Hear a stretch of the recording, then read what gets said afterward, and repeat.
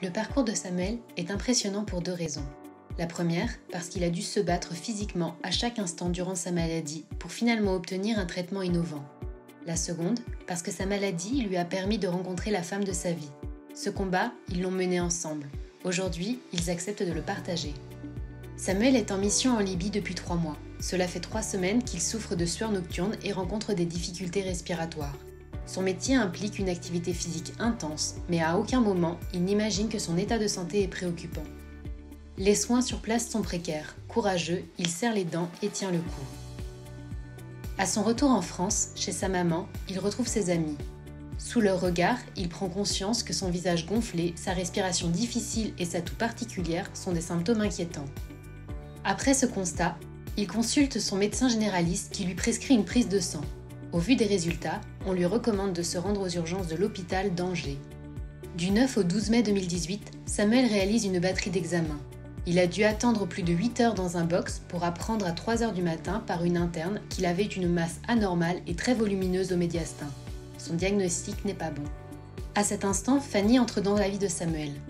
Elle est interne en pharmacie à l'hôpital d'Angers et s'occupe de la mise en place de son traitement. Après plus d'1 semaine d'examen et d'hospitalisation, il apprend qu'il est atteint d'un lymphome non-hodgkinien à grandes cellules B. Un premier essai de chimiothérapie lui est administré afin d'évaluer la réaction de son corps. Le 20 mai, Samuel fête ses 26 ans. Il décide de le passer en tête-à-tête avec Fanny. À présent, la lutte se fera ensemble.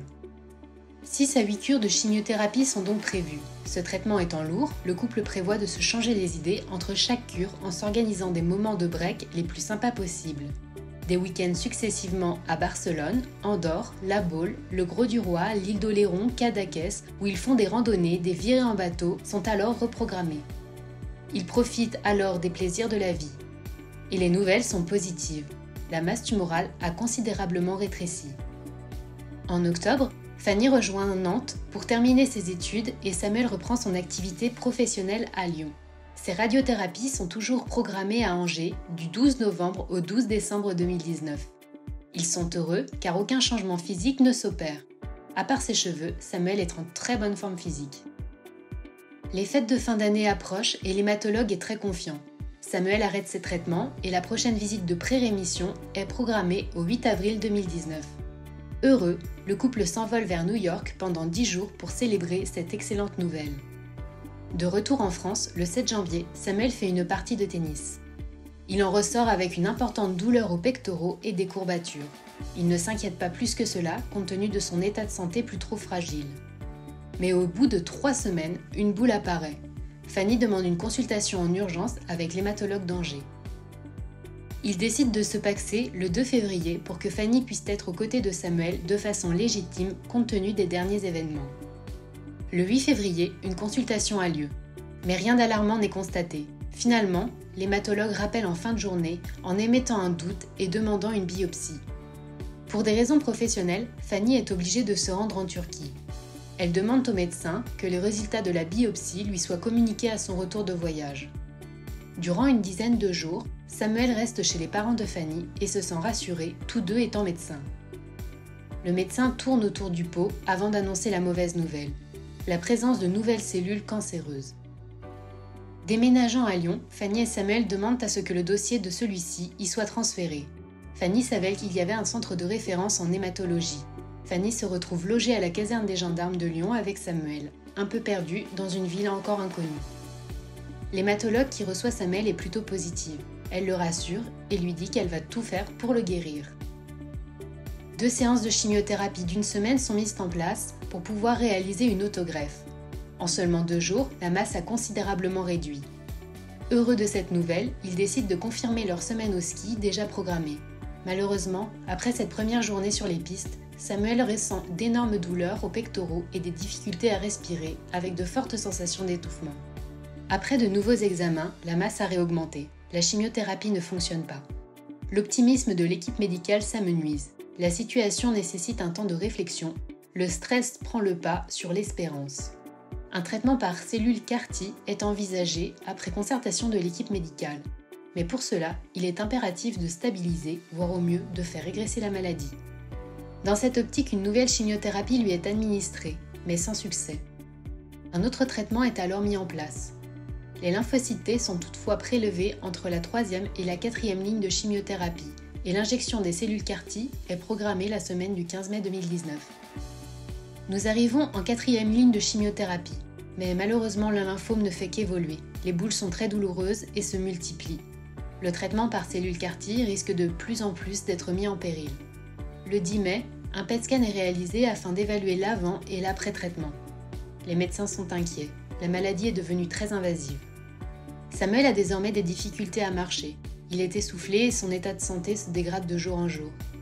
Fanny tente de le masquer autant qu'elle le peut au médecin. Elle secoue Samuel pour qu'il puise son peu d'énergie afin de se présenter le mieux possible devant les médecins. Le timing est très limite, son état se dégrade trop rapidement. Il dort très peu, seule la position assise lui permet de somnoler.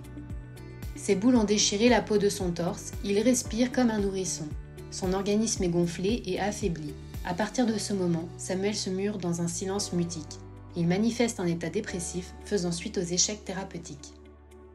Fanny est très stressée mais continue de se battre. Les médecins proposent à Samuel, pour soulager ses souffrances, de lui administrer de la cortisone. Fanny s'y oppose formellement, elle sait pertinemment que cela pourrait compromettre l'administration des cellules CAR-T. Les médecins insistent et promettent d'administrer seulement 3 jours de cortisone sans que cela soit un frein au traitement. Fanny et Samuel acceptent, mais Fanny fait promettre à l'équipe médicale de ne pas remettre en cause cette décision après coup. Nous sommes à 1 semaine de l'injection. Une chimiodaplasie va être administrée à Samuel. La veille au soir, il se sent très mal. Fanny appelle le service pour savoir s'ils peuvent se présenter plus tôt à l'hôpital. Un médecin de garde répond à l'appel. Sans empathie et à la grande stupéfaction du couple, il leur annonce à 23h que suite à la tenue le jour même d'une réunion de concertation pluridisciplinaire, Samuel n'aura pas de traitement par cellules CAR-T. La violence de cet échange fait s'écrouler tous leurs espoirs. La nuit se transforme en un véritable cauchemar. Après beaucoup de difficultés, le couple se rend le lendemain à l'hôpital. Les marches d'escalier pour Samuel sont des obstacles interminables. Ils arrivent tant bien que mal dans sa chambre. Un nouvel interne se présente après les avoir fait attendre une bonne partie de la matinée et leur confirme la décision de ne pas faire les CAR-T compte tenu de son état de santé. À la place, un traitement sous immunothérapie lui est proposé en précisant que celui-ci avait 30% de chances de fonctionner. Samuel est anéanti. Fanny, professionnelle de santé, n'a jamais été irrespectueuse avec ses collègues, mais dans ce contexte, elle s'emporte et demande à l'interne pourquoi avait-il fait ce métier. Si c'était pour faire plaisir à ses parents ou s'il avait cette petite étoile qui l'animait avec la volonté de sauver des vies. Au même moment, Fanny va chercher Marlène, l'infirmière coordinatrice et seule personne de confiance. Elle comprend qu'un vote a eu lieu en faveur du traitement.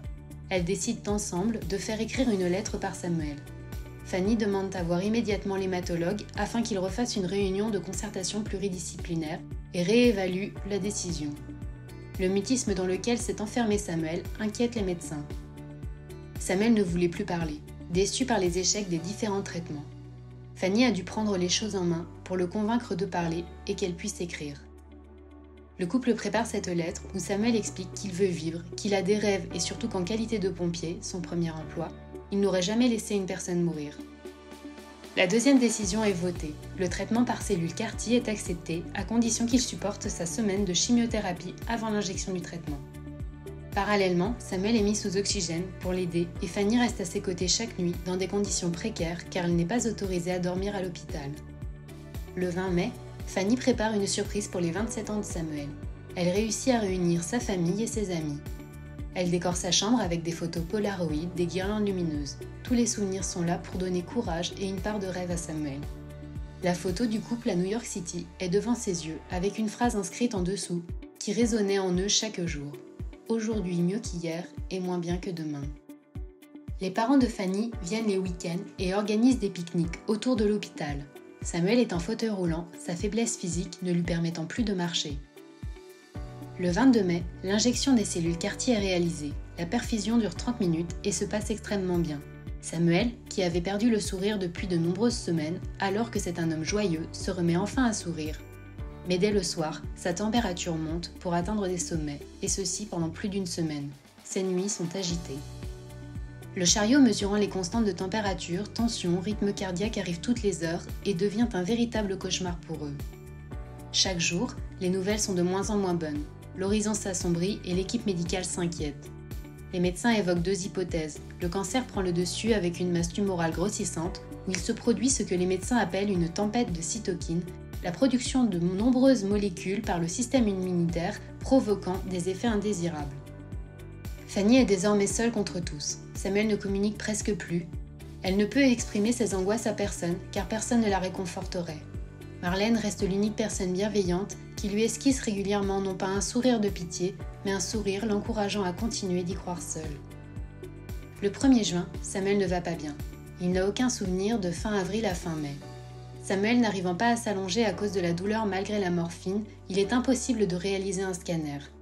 Le couple ne souhaite plus connaître les résultats. Cependant, Fanny reste convaincue de la guérison de Samuel. Tout le monde autour d'eux voit la situation se dégrader. Fanny se sent seule. Samuel est dans son silence.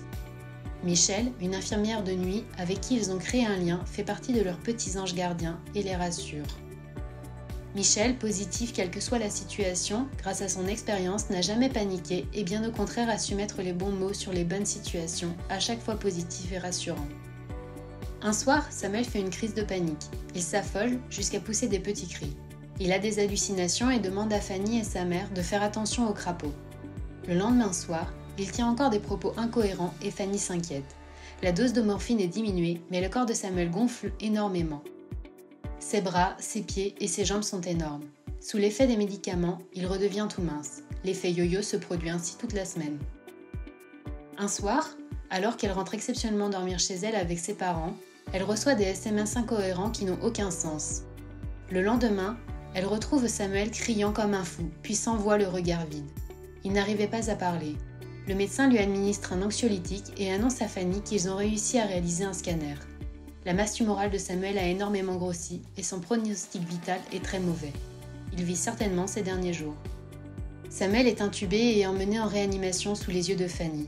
Fanny apprend du médecin qu'il s'agit probablement d'un choc hydrique suite aux médicaments pour l'œdème mais qu'il n'y a pas de séquelles cérébrales. Samuel est dans le coma quand Fanny la rejoint et s'endort contre lui pour une terrible nuit. L'équipe médicale allait réveiller Samuel et prévient Fanny qu'il risquait d'être agité. Samuel se réveille, content mais pas complètement normal. Il fallait le tenir car il avait une attitude de bébé. 2 jours plus tard, il se remet à faire des bruits et à avoir des attitudes étranges. Il a une forte température, des bouffées délirantes liées à la morphine ou à la température. Samuel est crispé, il crie. À 4 heures du matin, ne sachant pas ce qu'il se passe, Samuel cherche, ne comprend pas. Son corps lutte. Une batterie d'examens est faite, dont un électroencéphalogramme. Rien n'est trouvé. Fanny voit le médecin qui lui annonce une ultime fois le pronostic très pessimiste de Samuel. Fanny, choquée, décide d'écrire une lettre à ce médecin pour comprendre ce pronostic et expliquer l'importance de la volonté humaine face aux études et aux chiffres. 3 jours plus tard, Samuel se réveille toujours délirant. Il raconte qu'on a essayé de le tuer. En fait, il revivait son déchocage. 3 semaines après son entrée en réanimation, un PET scan est réalisé. Grande surprise, la masse tumorale est dépassée de 24 cm à 19 cm. Cette nouvelle est inespérée et tous les regards dans le service ont changé, tout le monde est soulagé. La lutte menée par Samuel l'a fait énormément maigrir. Il a perdu 30 kg, il a encore de l'eau dans les poumons et les examens montrent qu'il reste encore quelques cellules lymphomateuses. Un traitement complémentaire par immunothérapie supprimera progressivement toutes les cellules cancéreuses. Le 23 juin, Samuel quitte le service de réanimation pour intégrer celui d'hématologie. 3 jours après, il quitte l'hôpital et n'y retourne qu'une fois toutes les 3 semaines pour suivre son traitement en immunothérapie.